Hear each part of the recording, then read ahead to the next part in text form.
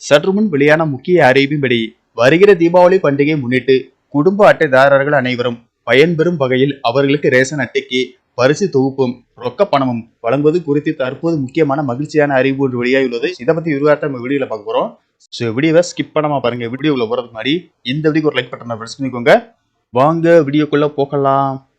தமிழ்நாட்டில் பொது விநியோக திட்டத்தின் கீழ் குடும்ப அட்டைதாரர்களுக்கு ரேஷன் கடைகள் மூலமாக அரிசி இலவசமாகும். துவரம்பருப்பு, சீனி, கோதுமை, சமையல் எண்ணெய் உள்ளிட்ட அத்தியாவசிய பொருட்கள் மலிவு விலையில் வழங்கப்பட்டு வருகிறது.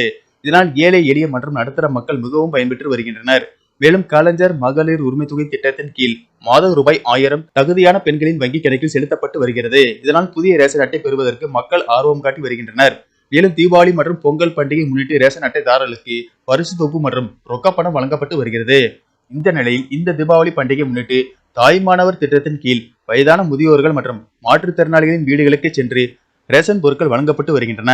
மேலும் முதியோர் ஓய்வூதிய திட்ட குடும்ப அட்டைதாரர்களுக்கு இலவச வேஷ்டி சேலை வழங்கப்படும் என்று தமிழக அரசு தெரிவித்துள்ளது. இந்த நிலையில் தீபாவளி பண்டிகையை மக்கள் மகிழ்ச்சியுடன் கொண்டாடுவதற்கு ரேஷன் அட்டைதாரர்களுக்கு இம்மாதத்திற்கான அத்தியாவசிய பொருட்களை முன்னதாகவே வழங்க அரசு உத்தரவு பிறப்பித்துள்ளது. தீபாவளி காலத்தில் பச்சரிசி மற்றும் பாமாயிலுக்கு அதிக தேவை உருவாகும் நிலையில் மேலும் பலர் தங்கள் சொந்த ஊர்களுக்கு முன்கூட்டியே பயணம் மேற்கொள்வதால் இம்மாத ரேஷன் பொருட்கள் அனைத்தையும் ஒரே தவணையில் தீபாவளிக்கு முன்பாக வழங்க வேண்டும் என உணவு மற்றும் கூட்டுறவு துறையினருக்கு அரசு அறிவுறுத்தியுள்ளது.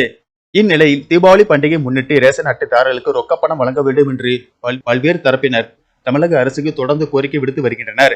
இந்த கோரிக்கையை தற்போது தமிழக அரசு பரிசீலித்து வருவதாகவும் இதற்கான அறிவிப்பை முதல்வர் மு க ஸ்டாலின் வெளியிடுவார் என தகவல்கள் தெரிவிக்கின்றன.